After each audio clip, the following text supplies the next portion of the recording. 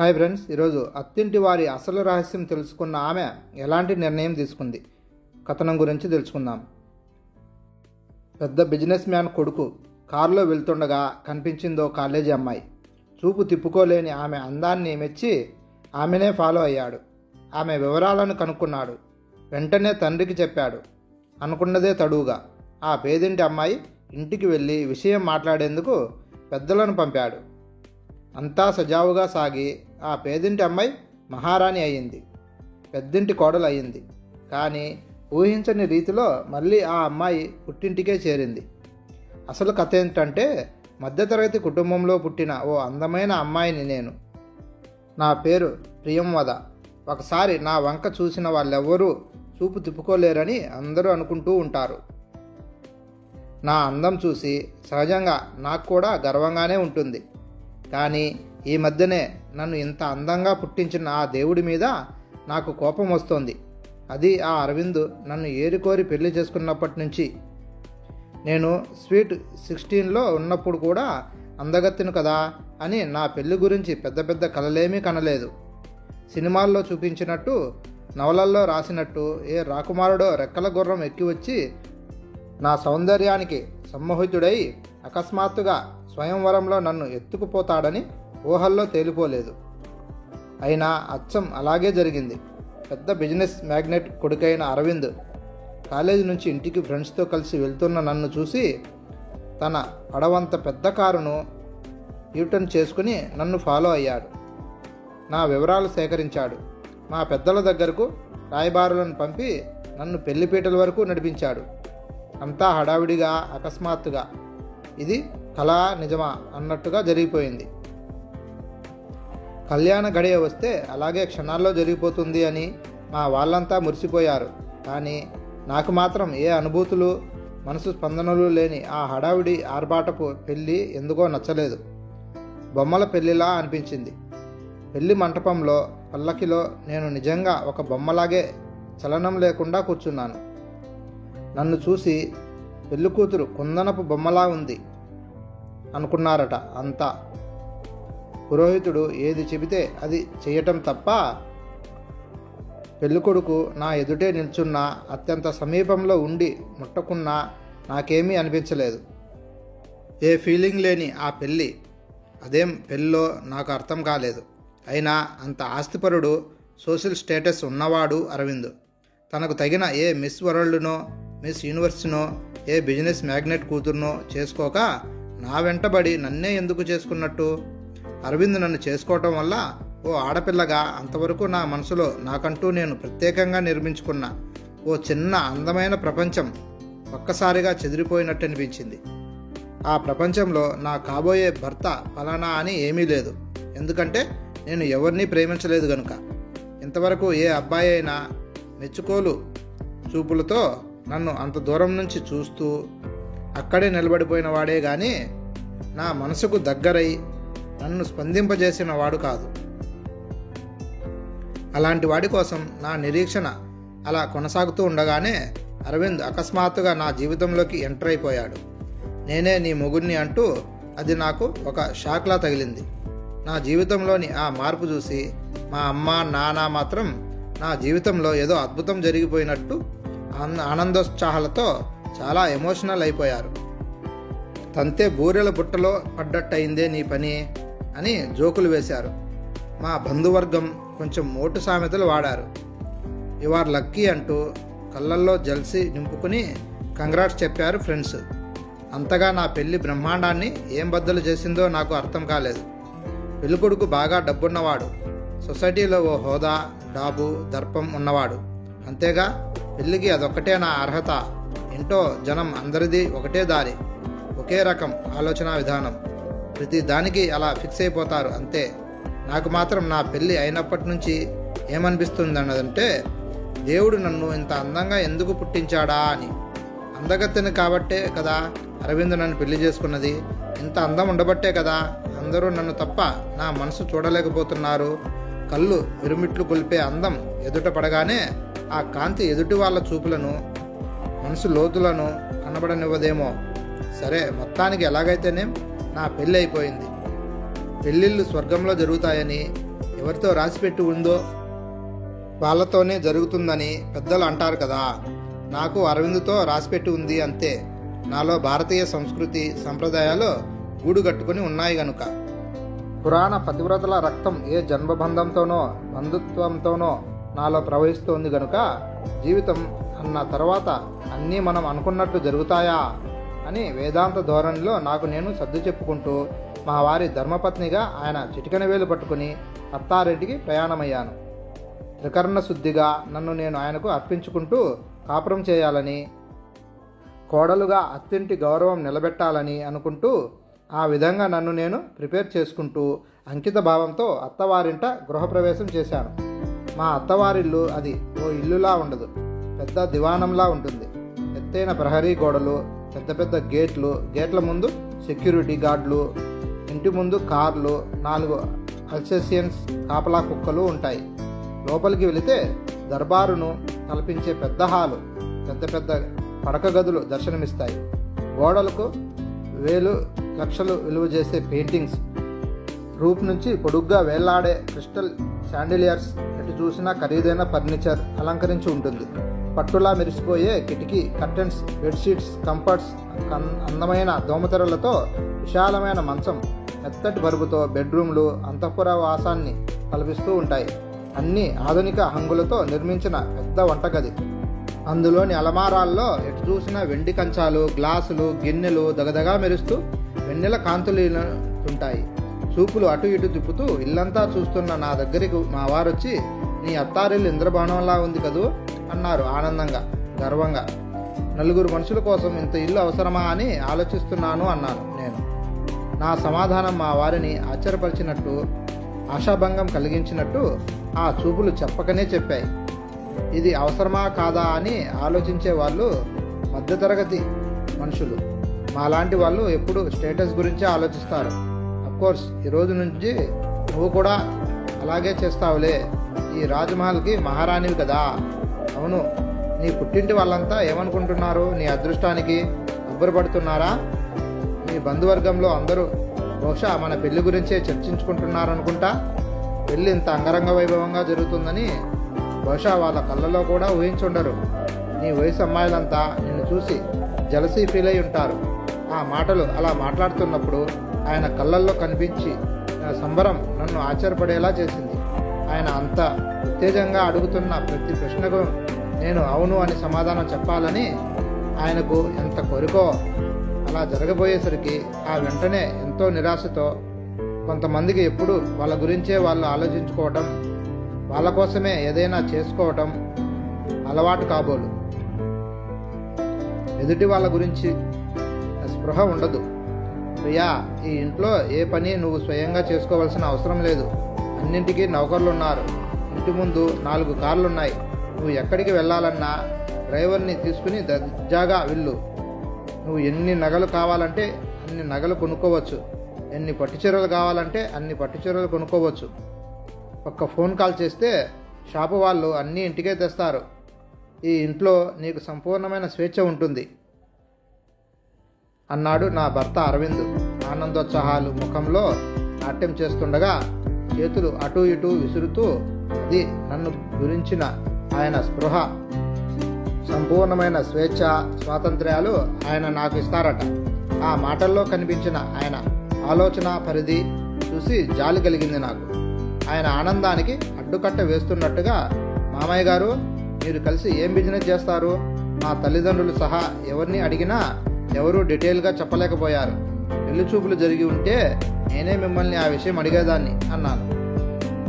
ఆయన ఊహించిన ప్రతిస్పందన నా దగ్గర నుంచి రాకపోవటం, నేను సబ్జెక్టు మార్చటం చూసి మా వారు అదిరిపడినట్లు నాకు స్పష్టంగా కనిపించింది. అవన్నీ ఎందుకు నీకు అంటూ చిరాకుగా ముఖం పెట్టారు. ఇది మరీ బాగుంది. మా ఆయన ఏం చేస్తున్నారో నాకే తెలియకపోతే ఎలా? ఎవరన్నా వింటే నవ్విపోతారు అన్నాను. మా అమ్మ కూడా ఎప్పుడూ మా నాన్నను ఈ ప్రశ్న అడగలేదు. ఆవిడ కాలం మనిషి కనుకనో ఆసక్తి లేకనో అడిగి ఉండరు. కానీ నేను MBA చదువుకున్నాను. బిజినెస్ గురించిన ఆసక్తి నాకుంది. అంతేకాదు, మీ బిజినెస్ వ్యవహారాలలో నేను పాల్పంచుకుంటూ మీకు హెల్ప్ చేయాలన్నది నాకు ఇష్టమైన విషయం. ముందు ముందు 4 తరాలు కూర్చుని తిన్నా తరగని ఆస్తి మా నాన్న ఎప్పుడో సంపాదించాడు. నేను పెద్దవాడినయ్యాక దాన్ని మరింత అభివృద్ధి చేశాను. ఇంకా నువ్వు కూడా సంపాదించాలా? ఏం అవసరం లేదు. ఆ ఇంటి ఆడవాళ్ళు రాణివాసం స్త్రీలలా ఇంట్లోనే ఉంటారు, ఎండ కన్నెరగకుండా. కానీ నేను అలా అనంతపుర వాసాన్ని కోరుకోవడం లేదు. ఆఫీస్లో కంప్యూటర్ ముందు కూర్చొని బిజినెస్ గురించి వర్క్ చేయాలని అనుకుంటున్నాను.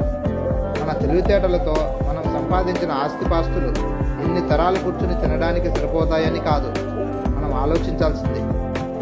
ఎంతమందికి ఉపాధి ఇవ్వగలుగుతాము, కనీస అవసరాల్లో ఉన్న వాళ్ళకి ఎంతమందికి సహాయం చేయగలం అని ఆలోచించాలి. మనకున్నదాన్ని మనం ఒక్కళ్ళమే దాచుకుని చాటుగా కూర్చుని తినేదానికంటే నలుగురితో పంచుకొని తినటంలో ఆనందం ఉంటుంది కదా అన్నాను, మా వారి ముఖంలోకి సూటిగా చూస్తూ. ఆయన నా ప్రశ్నకు సమాధానం చెప్పలేదు. ముఖం చిట్లిస్తూ అక్కడి నుంచి వెళ్ళిపోయారు. నా విషయంలో ఆయన అనుకున్నది ఒకటి, ఇప్పుడు అవుతున్నది మరొకటేమో. అందుకే ఆ చిరుబురులు. జీవితం తిరిగిన అనుకోని మలుపులను బట్టి ముందుగా మనం అనుకున్న భవిష్యత్తు ప్రణాళికలను కొంచెం అటు ఇటుగా మార్చుకోవలసి వస్తుంది ఒక్కోసారి. పెళ్లి కాకముందు నా జీవిత ఆశయం ఏదైనా మల్టీనేషనల్ కంపెనీలో బిజినెస్ పీపుల్ అని తెలిసాక అందులోనే జాబ్ చేసి దాన్ని అభివృద్ధికే కృషి చేయాలని అనుకున్నాను. అదే మాట నేను వచ్చిన మొదటి రోజే మా వారితో అన్నాను కూడా. కానీ ఆయన దగ్గర నుంచి ఇంతవరకు సమాధానం రాలేదు. బాగా ఆస్తిపాస్తులు ఎక్కి దక్కి డబ్బున్న కుటుంబాలలో ఆడవాళ్ళు గడప దాటి బయటకు వచ్చి ఉద్యోగాలు చేయాల్సిన అవసరం లేదన్న ఆ కాన్సెప్ట్ ఏమిటో నాకు అర్థం కాదు. డబ్బు కోసమేనా ఉద్యోగాలు? ఆడవాళ్ళు చదువుకున్న చదువుకు, వాళ్ళ తెలివితేటలకు గుర్తింపు, సార్థకత అవసరం లేదా? వంటింటి కుందేలుగానో పంజరంలో పక్షిగానో ఆడవాళ్ళు ఎదుగుదల లేకుండా కాళ్ళు కట్టుకునో రెక్కలు ముడుచుకునో ఉండాలని ఎందుకు అనుకుంటారు? అందరిది ఒకే రకం ఆలోచన. ఈ మోసపోయిన మాటలకు, ఆలోచనలకు, అభిప్రాయాలకు ముగింపు ఎప్పుడు నాలో అన్ని ఆలోచనలే ఏదో ఉక్రోషం మనసుకు బిక్కిరి చేస్తుంటే కొంచెం డైవర్షన్ కోసమని లేచి కిచెన్ వైపు వెళ్ళాను. మా అత్తగారు గుమ్మం ముందు నిలబడి వంట వాళ్లకు ఆ రోజు ఏమేమి వంటలు చేయాలో వంట వాళ్లకు ఆదేశాలు జారీ చేస్తున్నారు. అలా నిలబడిన మా అత్తగారి వంక ఆశ్చర్యంగా చూశాను. పట్టడంత జరి ఉన్న ఉప్పాడ పట్టు చీర కట్టుకుంది. చేతుల నిండా బంగారు గాజులు, వేళ్లకు ఉంగరాలు, మెడలో పుస్తల తాడు, నల్లపూసలు గొలుసు కాక చంద్రహారం, జిగిని గొలుసు ఉన్నాయి. ఆ ఇంటికి వచ్చినప్పటి నుంచి చూస్తున్నాను. పగలు రాత్రులు ఎప్పుడు ఆమె నాకు అలాగే కనిపిస్తుంది. ఇంట్లో అలా జారిపోయే సిల్కు చీరలు కట్టుకొని పుచ్చుకునే ఆభరణాలు పెట్టుకుంటే చిరాకుగా ఉండదా? నిద్ర ఎలా పడుతుంది? అది ఆవిడ డైలీ ఎక్స్పీరియన్స్ మాత్రమే. అవి కాక బయటకు వెళ్ళినప్పుడు, పెళ్ళిళ్ళకు, ఫంక్షన్లకు వెళ్ళేటప్పుడు పెట్టుకునే నగలు వేరేవి. రకరకాల నగలు అలమారాలో ఇంకా చాలా ఉన్నాయి. వెనకటి కాలంలో 7 వారాల నగలు అనేవారు కదా, అవన్నీ ఆమె దగ్గర ఉన్నాయి. ధరించిన నగలు మళ్ళీ వెంటనే ధరించకుండా వాడుతూ ఉంటుంది. నా పెళ్లిలో నాకు చాలా నగలు పెట్టారు, కానీ ఎందుకో వాటి మీద నాకు అంత రోజు ఉండదు. నేను మా అత్తగారిని ఆశ్చర్యంగా చూసినట్టే ఆవిడ నా వంక ఆశ్చర్యంగా చూసింది విచిత్రంగా. ఏంటి ఆ కాటన్ డ్రెస్, అంత చౌకబారు డ్రెస్ వేసుకున్నావేంటి? ఖరీదైన బట్టలు లేనట్టు అడిగింది ఆవిడ. ఇంట్లో కాటన్ డ్రెస్సులే నాకు కంఫర్టబుల్గా అనిపిస్తాయి అత్తయ్య అన్నాను నేను. మన ఇంట్లో పని వాళ్ళు కూడా మామూలుగా బట్టలు కట్టుకోరు. మీ మామగారు అబ్బాయి నిన్ను ఇలా చూశారంటే కోపగించుకుంటారు. నువ్వైనా చెప్పలేదా అని నా మీద అరుస్తారు.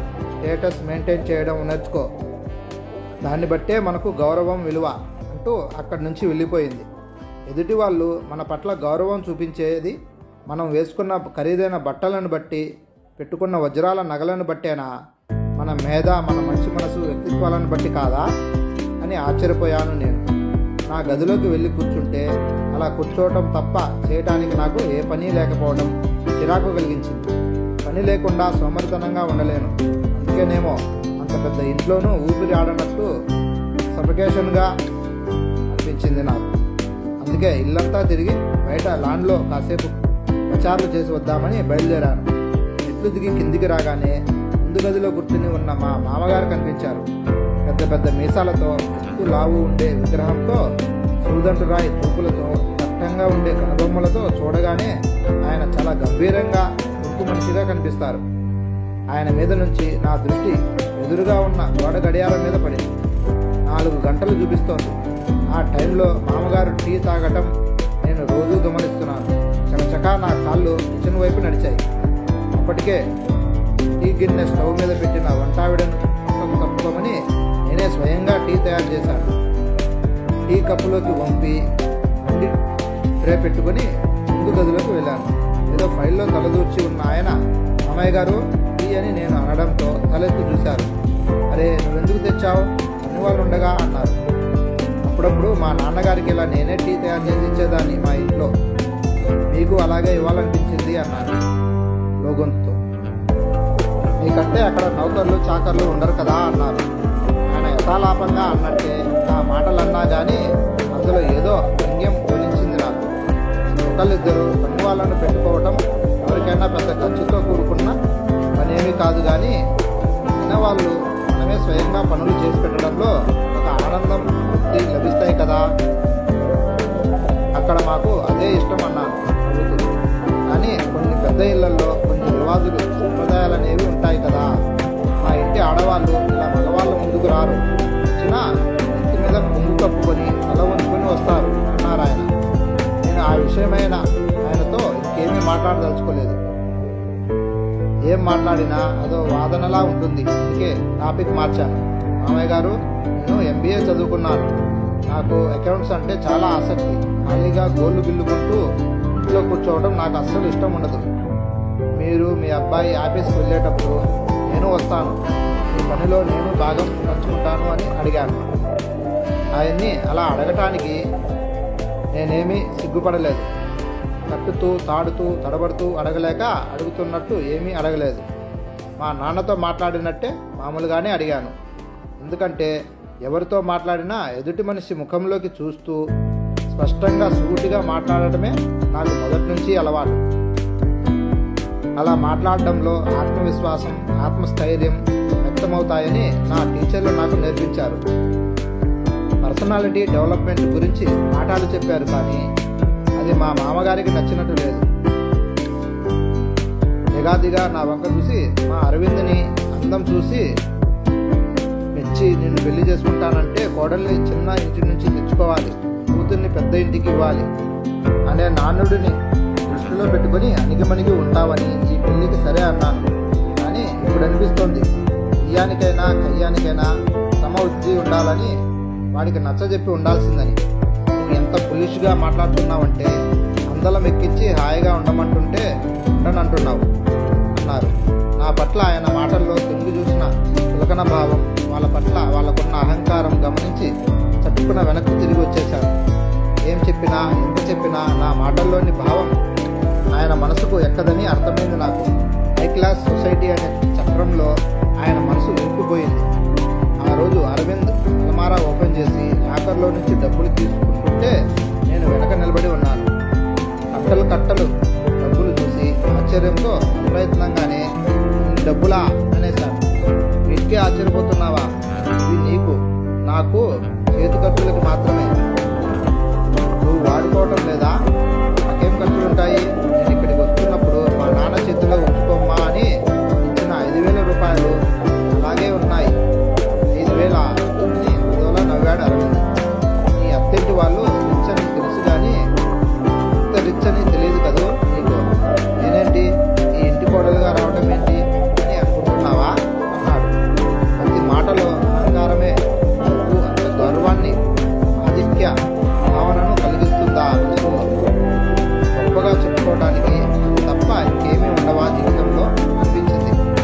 అందుకే నేను అలా అనుకోవటం లేదు. ఇంత డబ్బు ఎలా సంపాదించారా అని ఆలోచిస్తున్నాను అన్నాను తప్పున. బిజినెస్ అంటే అంతే మరి, లాభాలు వస్తే పంట పండుతుంది. మీ నాన్నలాగా గవర్నమెంట్ ఆఫీసులో ఉద్యోగం అయితే జీతం రాళ్లే గతి అన్నాడు అరవింద్.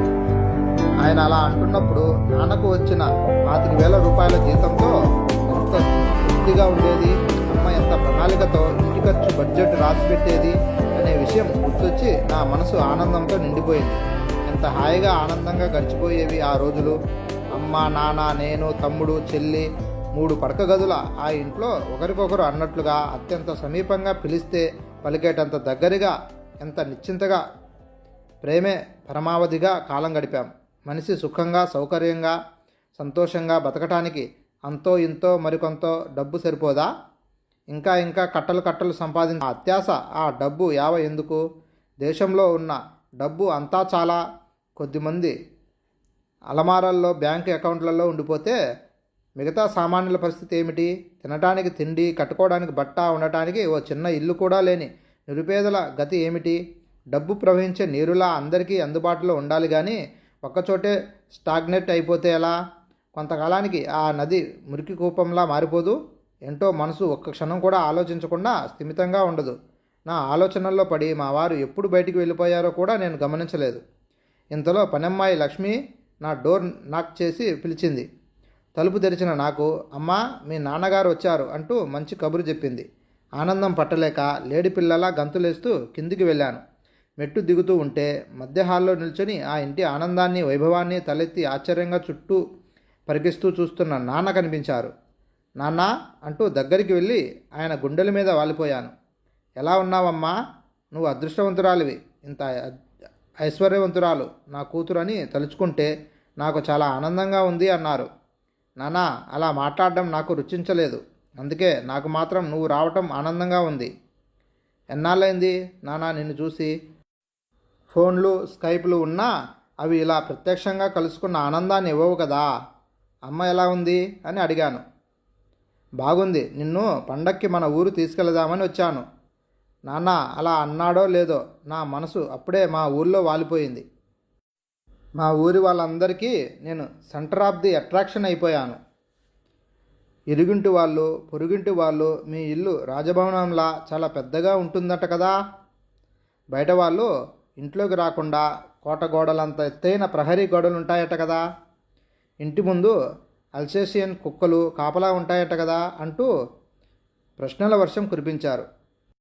స్నేహితురాళ్ళు నా భుజం మీద వాలిపోయి, మీ ఇంట్లో ఎక్కడ పడితే అక్కడ డబ్బులు కట్టలు కట్టలుగా ఉంటాయట కదా. నువ్వు సడన్గా చాలా రిచ్ అయిపోయావే, ఎంతైనా ఖర్చు పెట్టుకోవచ్చు అంటూ నన్ను ఆకాశానికి ఎత్తేశారు. ఎక్కడికొచ్చినా ఎవరి మధ్యలో ఉన్నా ఈ డబ్బు గొడవేనా? డబ్బున్న వాళ్ళకు మాత్రమే ఇంత గుర్తింపా? స్నేహానికి, ప్రేమకు విలువలేదా అని నా మనసు చిన్నబోయింది. నా స్నేహితులు, చుట్టుపక్కల వాళ్ళు నన్ను ఓ మహారాణిగా, గొప్పగా చూడటం నాకు నచ్చలేదు. నా ఆలోచనల్లో నేనుండగా నాన్న మధ్య హాల్లో నుంచి నేను కూర్చున్న దగ్గరికి హడావిడిగా వచ్చి, అమ్మా ప్రియా, ఒకసారి ఇలారా అంటూ పిలిచారు. ఆయన ముఖంలో ఆందోళన, కంగారు చూసి నేను కూర్చున్న చోటు నుంచి చటుక్కున లేచి వెళ్ళాను. నాన్న చూపుడు వేలుతో టీవీ వంక చూపించారు. బ్రేకింగ్ న్యూస్తో పాటు క్లిప్పింగ్స్ కూడా వేస్తున్న టీవీ ఛానల్ వైపు గుడ్లప్పగించి చూశాను. ప్రముఖ పారిశ్రామికవేత్త భూపాలరావు గారి ఇంటి మీద ఐటీ, ఏసీబీ శాఖ దాడులు, భారీ మొత్తంలో నల్లధనం స్వాధీనం, అలమారాల్లో, బాత్రూమ్ గోడల్లో, పూజ గదుల్లో కట్టలు కట్టల డబ్బు, కేజీలకు కేజీలు బంగారు నగలు, వెండి పాత్రలు, అధిక మొత్తం అవినీతి సొమ్ము, అక్రమార్జనగా గుర్తింపు దగ్గరి బంధువుల ఇళ్లల్లో సోదాలు. అది చదువుతుంటే దృశ్యాలతో తలపట్టుకుని కూర్చున్న మామగారిని, ఆ పక్కనే ముఖం వేలాడేసి నిలబడిన మావారిని చూస్తుంటే నాకు కాళ్ళ కింద భూమి బద్దలైపోతున్నట్టు, ఇంటి కప్పు విరిగి మీద పడుతున్నట్టుగా అనిపించింది. ఇదా ఈ రాజకోట రహస్యం? అంత వైభవం చూసి ఇంతటి ఆస్తిపాస్తులా అని ఆశ్చర్యం కలిగిన ఉంటారు కొంతమంది ధనవంతులు అనుకుంది కానీ అదంతా అక్రమార్గంలో కూడబెట్టిందని అనుకోలేదు. వంశపారపర్యంగా వచ్చిన ఆస్తులు, బిజినెస్లో అధిక లాభాలు ఇవే కారణమై ఉంటాయని అనుకుంది. ఏంటమ్మా ఇలా జరిగింది? ఇలాంటి వాళ్ళని మనకు ముందుగా తెలిస్తే అంటూ ఆ తర్వాత మాట్లాడలేక ఆగిపోయారు నాన్న. ఆ ఇంటి కోడలైనందుకు నాకు చాలా అవమానంగా ఉంది నాన్న. ఈ అవమాన భారం భరించలేకపోతున్నాను. చీమకైనా అపకారం చేయని వంశం మనది. వాళ్ళు ఎంతమంది అమాయకుల ఉసురు పోసుకుని అంత డబ్బు కూడబెట్టారో, ప్రభుత్వానికి లెక్క చూపించని, పన్నులు కట్టని, నల్లధనం గుట్టలు గుట్టలుగా పెట్టి ఎంత పాపం మూట కట్టుకున్నారో అన్నాను. నేను గుండె బద్దలవుతున్న ఆవేదనతో, కోపంతో. ఈ సమయంలో ఇలాంటి పరిస్థితిలో నువ్వు అక్కడికి వెళ్ళకపోతే బాగుండేదేమో. ఆలోచించమ్మా ప్రియా అన్నారు నాన్న.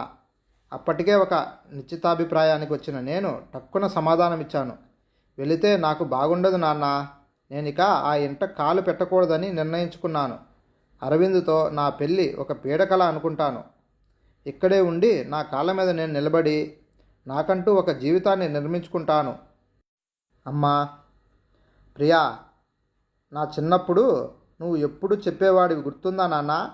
ఏ పని చేసినా అది ధర్మబద్ధంగా ఉండాలని, నీతి నియమాలతో కూడుకున్నది ఉండాలని చెప్పేవాడివి కదూ.